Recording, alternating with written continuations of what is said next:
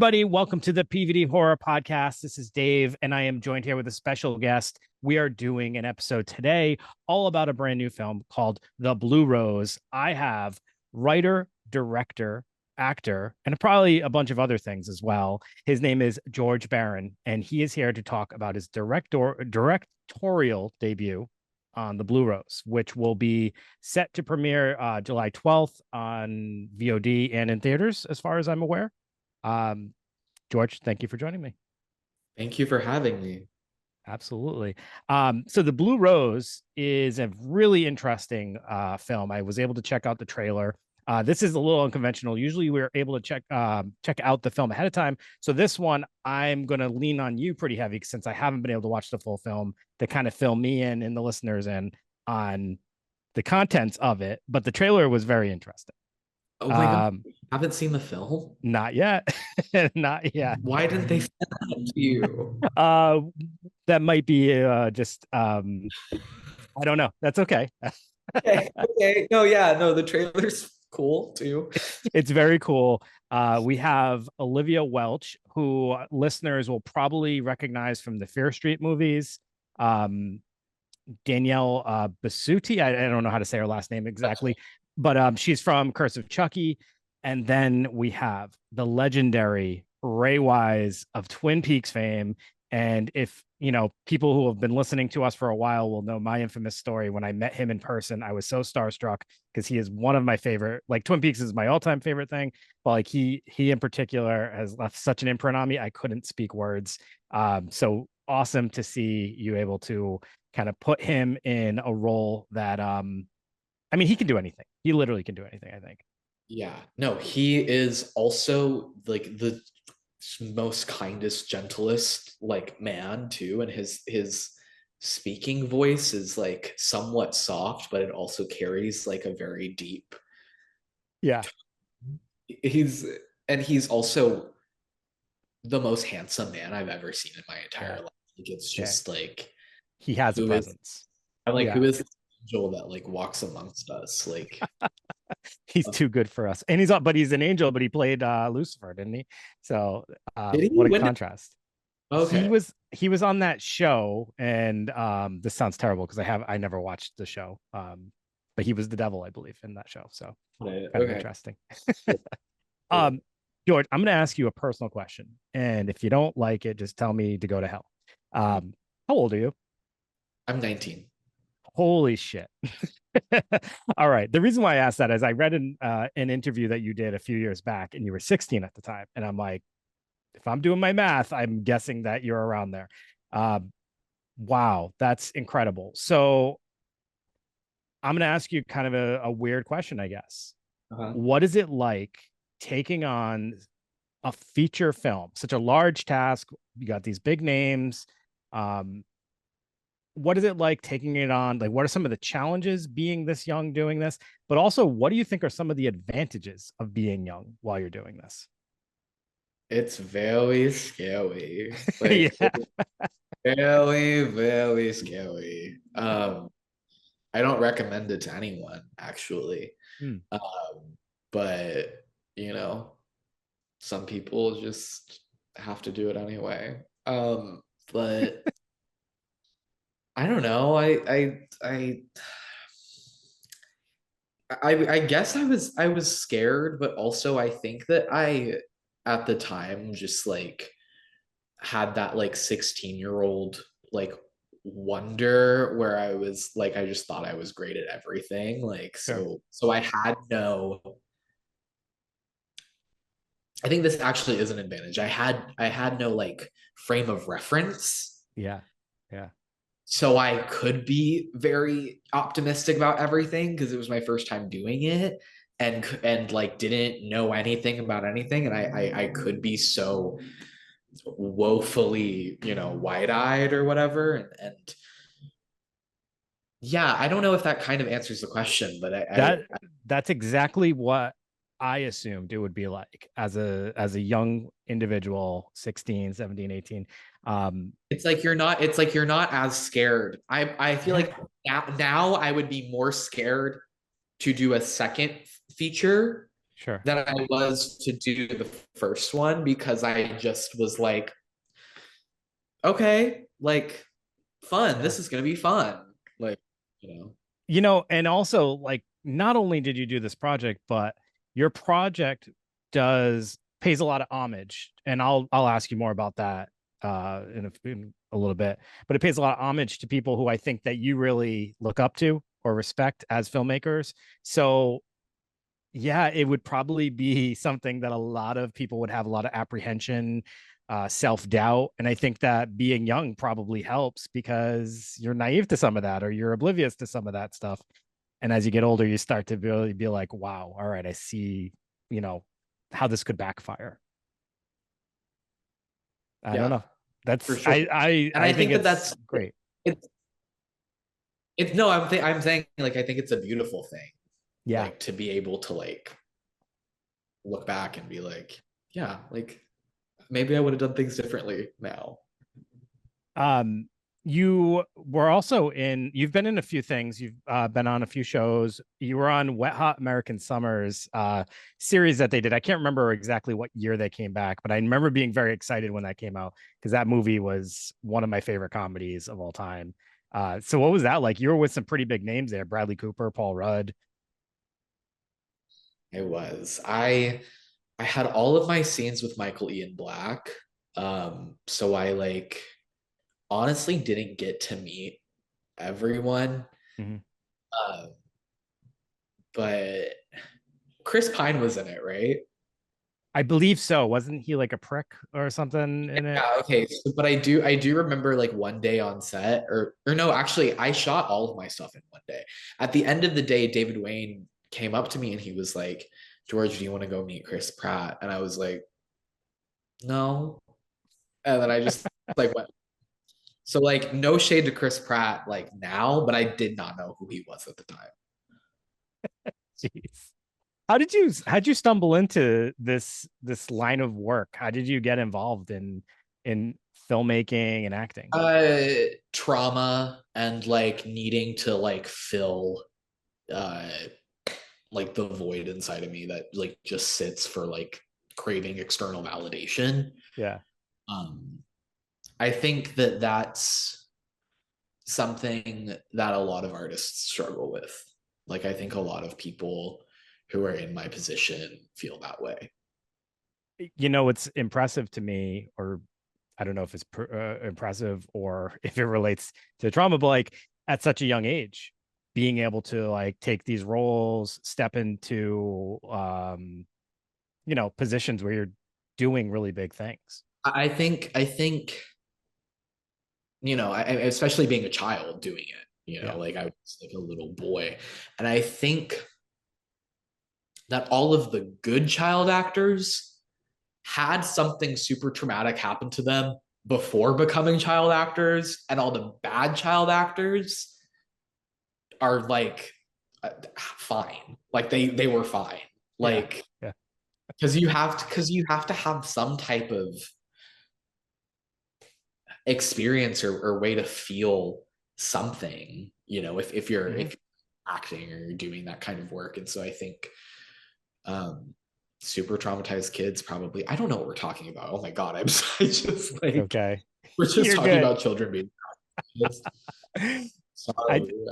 I think you're onto something. I should Well, write a I should write a book or like a thesis on it. I you don't know. should. You should. It will be interesting to hear you, in like 5 years, reflect on some of this stuff. And like it sounds like you've made a lot of connections to like your motivation or your reason for doing things. But it'll be interesting even in 5 years to hear what else you'll kind of connect together and what pieces you'll be able to fill out. But also like what other projects and ventures you go on, because I feel like you're in a position where you kind of feel like you could take on anything. Uh, Is that it? No. Uh, I don't know about that. Like I said, I'm more apprehensive Sure. to do it again than I was to do it the first time. Yeah. Just because, like, now I know so much. And at the time, I didn't know anything. Um, yeah, I don't know if I'm ready to take on the world. I don't. I think that that's kind of what's expected of me, but I don't Mm, know if that's what I want to do. interesting. Interesting. So getting to the Blue Rose, we were sent this title, saw, your name attached. As soon as I saw the title, though, the first thing that stood out was the Blue Rose. I immediately thought of David Lynch. And then I saw Ray Wise, Why? Why did you think of David Lynch? Twin Peaks, Fire Walk with Me, the Blue What? Rose. So the Blue Rose is, oh, so this was not I've never seen intended. that. I've never seen that Oh movie. no. I've All never right, seen, so I've never seen that movie. okay, you need I've to. never You watched, need no, I've never watched Twin Peaks. I literally don't know anything about it. okay. But you are familiar with David Lynch, obviously. You've No, seen I some of don't. his films. No, I haven't. You're kidding. What? No. So it's pure coincidence. That's amazing if so. No. Um, I think I've seen, yeah, I've never seen a David Lynch movie before. okay. Interesting. All right, so the Blue Rose refers to um in Twin Peaks, it's a joint secret task force with the military and the FBI. Okay. So it's a reference to specific cases that you might take that are very out of the ordinary. Um, and when I saw Blue Rose and I saw Ray Wise, I'm like, there's an obvious connection right there to Twin Peaks Fire Walk with Me, which I thought was the major nod that you were giving. I obviously misread that, but it is very coincidental. I hopefully, if anybody's listening and they kind of understand why I made this connection, please back me up here. But I'm sorry. interesting. I'm fucking with you so hard. I knew it. I knew it. I knew it. I'm sorry. I'm sweating over here. Here's the thing. I'm a good actor. I get a lot of shit about the title. Okay, I get a lot of shit about the title because people are like, "Is this a David Lynch thing, or is this a David Lynch ripoff, or like this isn't official? I'm not watching it." And then people get mad at me if I say that I am inspired by David Lynch, and then they get mad at me when I say I'm not, and then they get mad at me when I don't say anything. So I don't know. The Lynch fans, some of them like me, some of them are like very anti me, and I think Okay. that's funny. Can But you explain that? Why would someone be I don't really anti? like. They'll be like, it's. I think people think that I'm like trying to do make a David Lynch movie, which if I were to do that, or if anybody were to do that, that would be so in vain and Yeah. like not, that wouldn't be filmmaking at all. And I think that there's this misconception that that is what's happening with this film. And to be completely honest, the title itself is based on a painting done by my friend Sophia Frizzell, who does all of the artwork that's featured in the movie. And it's this painting, and it's of this like 1940s woman's face, like growing out of a blue rose. Okay. And that's like a thing that's referenced in the film. And when I wrote the first draft, and it was initially a short film, the title was literally just based on that. And then after I wrote the first draft was when I saw Twin Peaks for the first time. Because at the time when I wrote the film, I had only seen like, I think, Blue Velvet, Mulholland Drive, and Eraserhead. Mhm. Um, and then once I started developing it into a feature, that was when I had seen all of Twin Peaks, and that was when I saw the Blue Rose thing, and I was like, "There's no fucking way." Yeah. And then I guess I kind of just embraced it um, at the time, and then now I'm kind of like, "Ooh, maybe I shouldn't have embraced it as hard as I did." I just want to say this in your defense. Even though you did just mess with me, I am still going to defend you. There is so many things that are inspired or influenced by David Lynch that people never speak of. So if someone actually says, yes, this was inspired by David Lynch, we shouldn't have a different reaction than we do to the stuff that's inspired, but they don't acknowledge it. Yeah. Like I feel pretty strongly about that. I love when I get a David Lynch feel from something. It's something I'm very drawn to. So if that's what inspired you, then people should just appreciate and accept. He's a very influential person. Leave me alone. Leave me alone. Yes, exactly. Um, well, let me just ask you this: what draws you to what drew you to want to incorporate that inspiration into your film? Um, so I follow a lot of pop surrealist artists. So that's people like Mark Ryden or Nicoletta Cecily, and there was a very small uh, artist on Instagram who does pop surrealism, and I had, we had been talking, and I was like, gosh, I love your work so much, and then we started talking about movies and how pop surrealism can bleed into movies and blah blah Yeah. blah, and she was like, have you ever seen Blue Velvet? And I was like, no, I don't know what that is. And then I watched Blue Velvet for the first time, and it just made me feel the same way that I felt when I was like looking at these like paintings that I would, look into and find like if there were any hidden meanings or like details that I wasn't Mm, like noticing, or looking at the curvature and shape of something, and the color palette. And it was something that I felt like was lacking in a lot of films that I had seen at the time. Um, and then I watched Blue Velvet and started getting into his work, and that was kind of what opened up those doors for me. yeah. I, Yeah, I do love what you just referenced is one of the things I love about a David Lynch film. There's a few other filmmakers that I kind of have the same feel for, but I like that everything is intentional. Everything has a meaning and a purpose in a scene. There's choices that are made that are supposed to present a feeling. With David Lynch, it doesn't have to necessarily make sense, but he's trying to portray a feeling. And I do appreciate that. It makes you watch, you can watch it multiple times and get something different out of it each time. absolutely, absolutely. I didn't ask you to do this. I got a little sidetracked. Can you tell our listeners and our viewers what the Blue Rose is all about? That would be a pretty good thing to do, wouldn't it? Yeah. Okay. The Blue Rose is basically about two teenage rookie detectives who are signed into a homicide case that they're like really not cut out for, because they're like literally like kids. And they start diving into this mystery and unraveling the fabric of a very strange and sort of nightmarish Wonderland-esque Mhm. world. And it's all set against the backdrop of early 1950s Hollywood.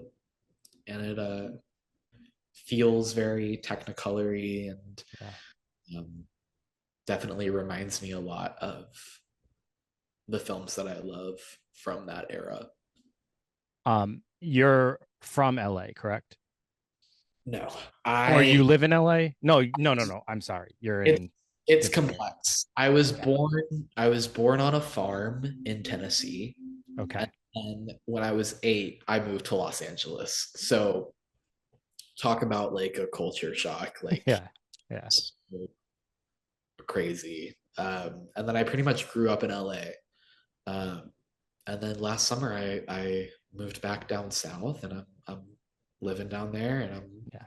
loving it. And Nice. uh, So why 1950s for your backdrop?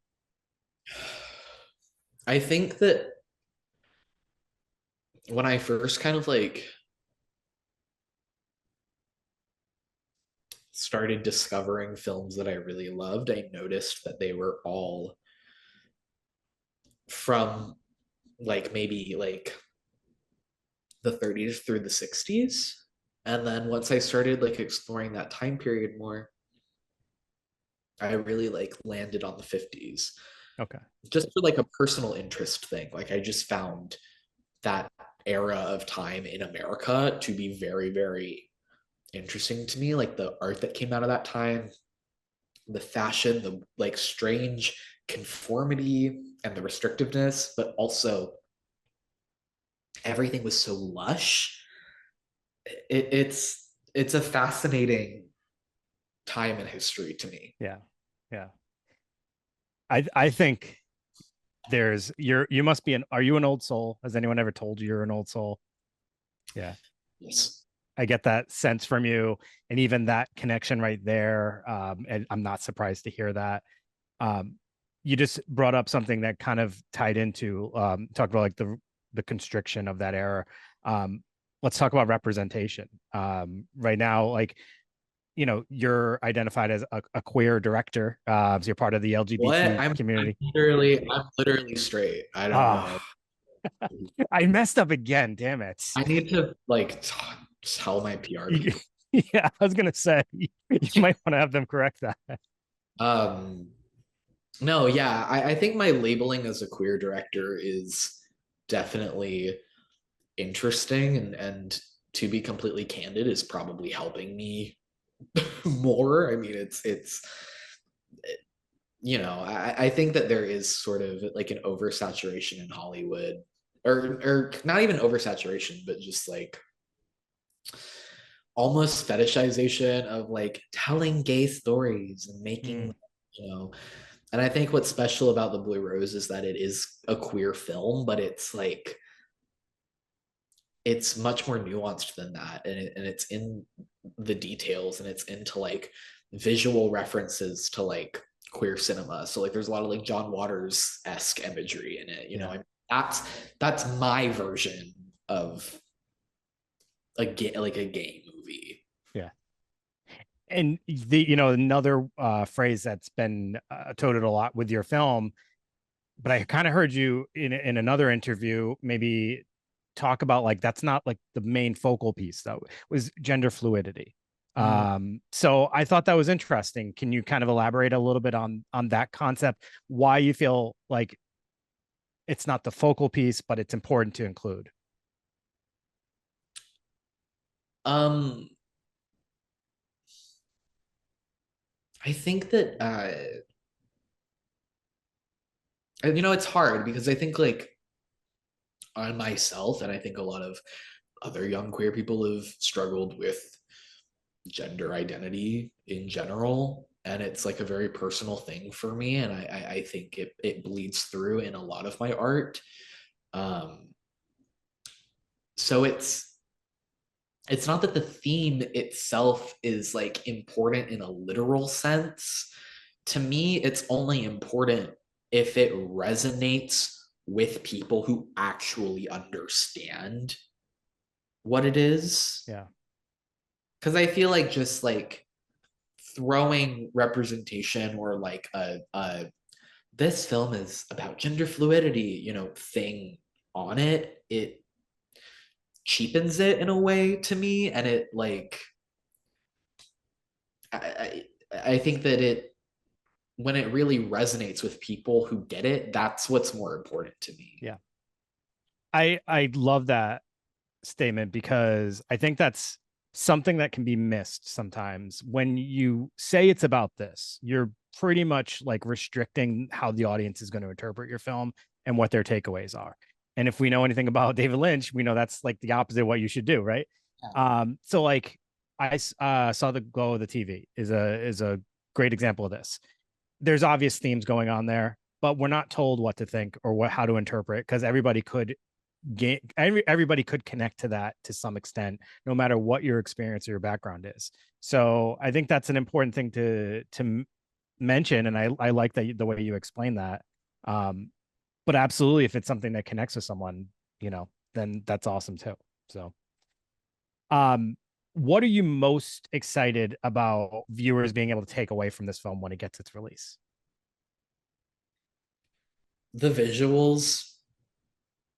Yeah. I mean, I think I am, to my detriment, very style over substance. I know that that's not, a great thing to admit, but I love visuals. And to me, Blue Rose was always more of like a visual art piece to me than it was making a movie, like a film. To me, it was, here are all these visuals I want. How do I work a story around these visuals? Yeah. to me, I think usually when I'm writing or I'm coming up with something, a visual is already there in my mind first, and then I ruminate on it and I flesh it out more. Mhm. So, do you think it's safe to say that your next project will involve you directing, writing, and acting? Or do you think that maybe next time you will stick to one or two of those things? Um, I think I have this idea in my head, um, that the George Barron cinematic universe is only when I'm doing all three of those at the same time. Okay. If I'm like directing something that I didn't write and I didn't act in or didn't like, that's not part of the George Barron cinematic universe. Okay. Like separate canon entirely.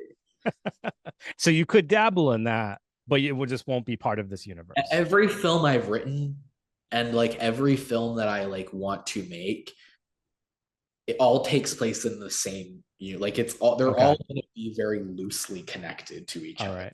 I love that stuff. It's like the Stephen King universe and all that Yeah. stuff. I freaking love that. So But then in that same breath, I also really like if someone wanted me to like yeah. direct like a Hallmark Christmas movie, like I would go and do that also. Like,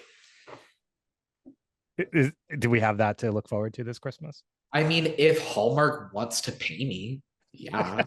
Okay. Like, All right. You heard it, Hallmark. no, but actually, it's funny. There is a George Barron Christmas movie that is written and is what I would love to make my next. Really? Yeah. And is it like a sentimental like Christmas feel, or is it No, murder no, detectives and it's about familial trauma. It's like perfect? it's about gore and familial Okay. trauma, but it's You're Christmas.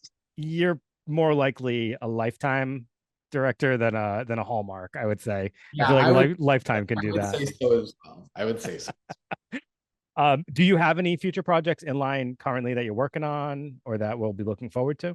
I'm really just not trying to rush anything Yeah, and enjoy the moment of perfect. what's happening with Blue Rose, because it's been a long time coming, and I've learned that there is great value in patience, especially over the last few years of this film coming to. Um, so no, there are no projects, and that's Nice. okay. Yeah. Like I'm sitting with this work of art that I've made and that I'm excited to share with the world. Good for you. Good for you. Enjoy the moment, just be present. What better way to experience allowing your art to be seen by the masses than to just actually be able to see it? Um, Good for you. I love that. Where can our viewers and listeners find you? Are you present on social media? Is there things you want them to check out? Let them know. If you want to get a hold of me, you just have to go to the mountain in your local town, wherever you are, it doesn't matter. Yeah. And then carve my name on a tree and then like slap it times and then I'll appear. Uh, but if you're not, up for all of that, you can follow me on Instagram at Spooky George. Oh, All but all of the O's are zero. So that's SP00KYGE0RGE at all Instagram. right. All right, George, thank you so much for joining. This is a pleasure. I feel like this isn't going to be the last time I talk to you. I hope it's not. So please make sure future projects send, come our way, make your pit stop here. That Lifetime Christmas familiar trauma family trauma movie. I want to review it, please. But everybody, July 12th, theaters and video on demand, The Blue Rose. Make sure you check it out. I know we will. And everybody have a good night. See ya.